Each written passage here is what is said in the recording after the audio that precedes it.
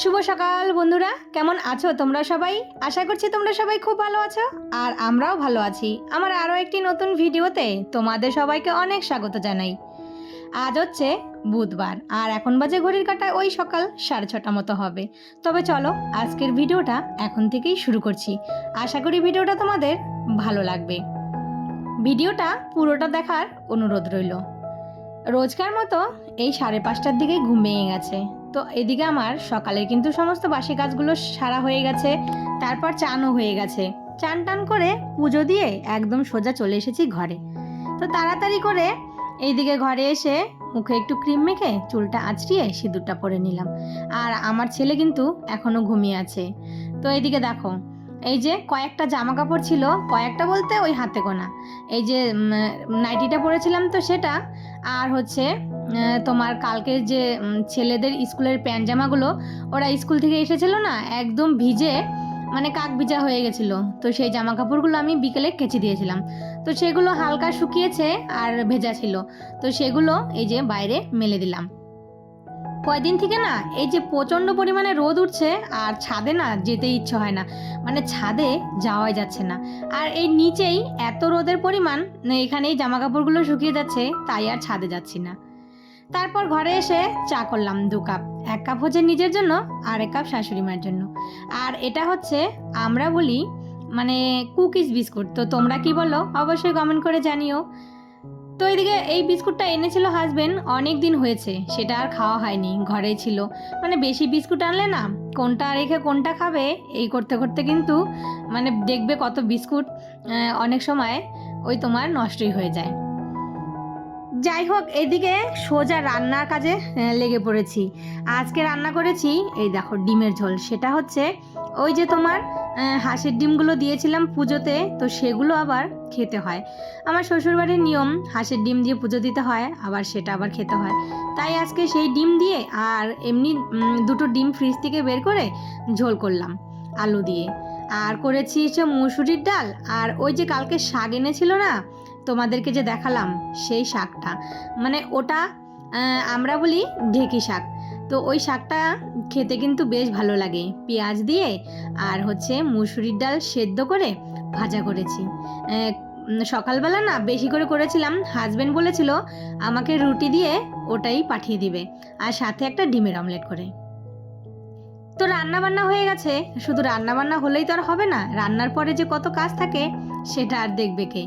এই যে রান্নাঘরে গ্যাস ট্যাসগুলো মুছে নিলাম। তারপর বাসনগুলো তো যখন রান্না করি একটা একটা করে সব ধুয়েই ফেলি। রান্নার পরে আর কিন্তু বাসন 1-2টো বেশি থাকেই না।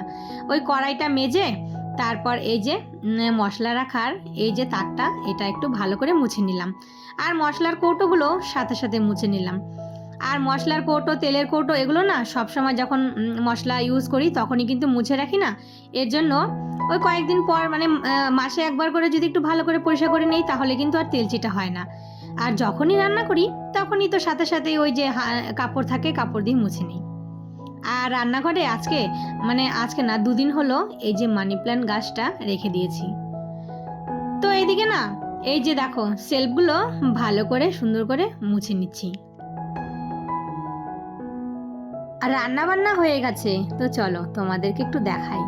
তো এখানে ছেলের জন্য টিফিনটাও রেডি করে নিয়েছি। ওর জন্য করেছিলাম পরোটা, ও আবার পরোটা খেতে বেশ ভালোবাসে। এই যে হচ্ছে গরম গরম ডিমের ঝোল, আর সাথে ছেলের জন্য একটা ডিম সেদ্ধ আর আলু সেদ্ধ, আর এই যে হচ্ছে সেই শাকটা। জানো তো বন্ধুরা, খেতে কিন্তু বেশ ভালো হয়েছে। আর ডিমের ঝোলটাও আজকে দারুণ হয়েছে। কেন বলো তো? এই ভিডিওটা তো খাওয়ার পরেই মানে ভয়েসটা দিচ্ছি, তাই বলতে পারছি। আর সাথে একটু পাতলা করে মুসুরির ডাল করেছি। মানে ডালটা একবারে সেদ্ধ করেছিলাম শাকের জন্য, তো সেখান থেকে একবারে ডাল কিছুটা তুলে রেখে শাক করেছি, আর বাকিটা এই যে ডাল করেছি। তো এইদিকে ছেলের টিফিনটা রেডি করে দিয়ে জলের বোতল টোতল সব এই যে এখন গুছিয়ে তারপর এইদিকে ওকে রেডি করিয়ে ছেলেকে দিয়ে পাঠিয়ে দিব স্কুলে। তো আজ আর বড় ছেলে স্কুলে যাবে না, তো ভাবলাম যে চলো তাহলে ওকে দিয়েই স্কুলে পাঠিয়ে দিই। আর বাইরে যে পরিমাণে রোদ উঠেছে, তো এই যে শার্টটা কালকে বৃষ্টির মধ্যে মানে পরে এসেছিল, সেটা আর কাচা হয়নি, বাকিগুলো কেচে দিয়েছি। তো এই শার্টটা এখন কেচে দেবো। ছেলে তো চান করে স্কুলে গেছে, তো ওর একটা জামা প্যান্ট আর হচ্ছে হাজবেন্ডের একটা গেঞ্জি আর হচ্ছে তোমার ছেলের স্কুলের শার্টটা ছিল। তো ভাবলাম যে এত সুন্দর রোদ উঠেছে, আর জানো তো বন্ধুরা, রোদ উঠলে না আমার আবার এই যে জামা কাপড় ফেলে রাখতে একদমই ভালো লাগে না। ভাবি কি সঙ্গে সঙ্গে কেচে দেই আর শুকিয়ে যাবে। আর রোজকার কাপড় তো রোজই কাচি, কোনো কাপড় জমাই না। তা তবুও মাঝে মাঝে এত এত কাপড় হয়ে যায়, মনে হয় যে কত দিন থেকে কাপড় জমিয়ে রেখেছি। রোজ রোজ ওই একই কথা তোমাদেরকে কিন্তু প্রত্যেক ভিডিওতে বলি বন্ধুরা। তোমরা যারা আমার ভিডিওটা দেখছো, তো আমার ভিডিওটা যদি তোমাদের ভালো লেগে থাকে তাহলে অবশ্যই একটা লাইক কমেন্ট শেয়ার করে দিও, আর চ্যানেলটা সাবস্ক্রাইব করে আমার পাশে থেকো। আর যেই বন্ধুরা অলরেডি কাজটা করে দিয়েছো তাদেরকে অসংখ্য ধন্যবাদ। আর যেই বন্ধুরা এখনও করনি, তাড়াতাড়ি আমার এই ছোট্ট পরিবারে তোমরা সবাই বন্ধু হয়ে যাও। তো আমরা কিন্তু সবাই যদি সবার পাশে থাকি তাহলে কিন্তু আমাদের আর কোনো চিন্তাই থাকবে না। কিন্তু এটা আবার অনেকে পছন্দ করে না। অনেক বন্ধুরাই আছে দেখি তারা এসে একবার কমেন্ট করে চলে যায়, কিন্তু তাদের আর খোঁজেই পাওয়া যায় না। তো এইভাবে করলে তো আর হবে না। বন্ধুত্ব করার জন্য বন্ধুর পাশে থাকতে হয়, আর বন্ধুর পাশে যদি না থাকি তাহলে সেই বন্ধুত্ব আর কি থাকলো বলো। তো যাই হোক, ওইদিকে কাপড় চাপড় ধুয়ে তারপর এই যে এখন ঘরটরগুলো একটু ঝাড় দিয়ে নিলাম। আর তোমরা কিন্তু কেউ খারাপ ভেবো না যে কথাটা বললাম। কেন বলো তো, অনেক বন্ধুরাই আছো জানো তো, তারা না ওই যে একবার কমেন্ট করে না, চ্যানেলটা সাবস্ক্রাইবও করে, শুধু কমেন্ট করেই বলে যে আমি তোমার পাশে থাকলাম, আমার পাশে থাকো। এটা করলে তো আর ঠিক না। পাশে যদি থাকতেই হয় তুমি আগে পাশে থেকে দেখাও, তারপরে দেখো যে আমি তোমার পাশে থাকি কিনা। ঠিক বলেছি কিনা বন্ধু, বলো তো বন্ধুরা। তো যাই হোক, ওইদিকে ঘরটার ঝাড় দিয়ে এই দেখো জামা কাপড়গুলো শুকিয়ে গেছে। যেই পরিমাণে রোদ উঠেছে আর শুকাবে না। তো এই যে স্কুলের জামা প্যান্টগুলো এখন সমস্ত ওই যে ভাঁজ করে রেখে দিচ্ছি।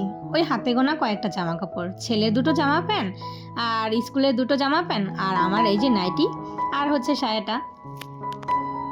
তো এদিকে ছেলে গেছে স্কুলে, আর ওর আস্তে আস্তে কিন্তু এখনো অনেকটা সময়, মাঝখানে অনেকটা সময় কেটে গেছে। এখন বিকেল 3:30, ওই 3:45 মতো বাজে। ছেলে আমার স্কুল থেকে এক কেলেঙ্কারি ঘটিয়ে এসেছে। দেখো এই যে নতুন চশমাটা ভেঙে চলে এসেছে। এই চশমা এখন আবার নতুন করে বানাতে হবে। তো বন্ধুরা বলো, দেখো কয়দিন হলো চশমা বানিয়ে এনেছি, আবার এই যে চশমাটাকে বানাতে হবে। তো বাজারে গিয়েছিলাম চশমাটা বানাতে দিয়ে, ফেরার পথে না হাজবেন্ড মাছের দোকানে দাঁড়ালো। আর শেষ বাজারে মাছও কিন্তু বেশ নেই, দেখো একদমই মাছ নেই। তো একটু মাছের মাথা নিয়ে নিলাম, ঘরে মাছ আছে। তো মাথা নিলাম আর একটু মাছের ডিম নিলাম। তো সেটা নিয়ে চলে এসেছি বাড়িতে। আর এই যে মিক্সিটা দোকানে দিয়েছিলাম, তো মিক্সিটা সারতে জানো তো বললো যে 800 টাকা লাগবে। তো হাজবেন্ড বললো থাক, আরেকটা দোকান দেখা যাক, আরেকটা দোকানে যদি কম হয় সেরে নিব, না হলে নতুনই কিনে দেবো। তো এই যে দেখো মশলা কিছুটা করেছিলাম, আর কিছুটা এই যে মশলা ধরাই রয়ে গেছে। আর ভালো লাগছে না, যখন কোনো সমস্যা হয় না, চারিদিক থেকেই সমস্যা। একে তো ছেলের চশমাটা ভেঙে ফেলেছে, তারপর আবার দেখো এইদিকে মিক্সিটাও আমার খারাপ হয়ে গেছে। তো যাই হোক, সেটা আর করার কিছু নেই। তো চলো বন্ধুরা, আজকের ভিডিওটা তাহলে এখানেই শেষ করি। সবাই ভালো থেকো, সুস্থ থেকো। আবারও দেখা হবে নতুন কোনো ভিডিওর সাথে।